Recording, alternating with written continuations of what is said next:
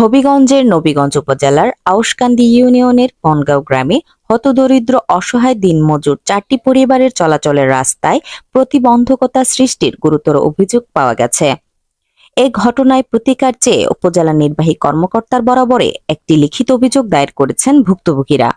উপজেলার আউশকান্দি ইউনিয়নের বনগাঁও গ্রামের অসহায় দিনমজুর আহাদ মিয়ার ছেলে দুলাল মিয়া সহ আর অনেকে জানান যে তাহারা সরকারি হাসানখালী খালের পাড়ের নিকটবর্তী বাসিন্দা।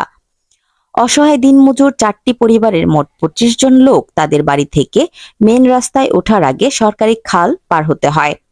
উক্ত খালে বর্ষা মৌসুমে সাঁকো দিয়ে পারাপারের একমাত্র ব্যবস্থা, এছাড়া বিকল্প কোনো রাস্তা নেই। কত কাজ হয়েছে তারা কিন্তু আমি হয়েছে রে বা আমি গরিব মানুষ আমার আল্লাহর রস্তে রাস্তা তুই মামলা গাই নে তুই মামলা গাই নে আমি আল্লাহর রস্তে কোনো হয়েছে।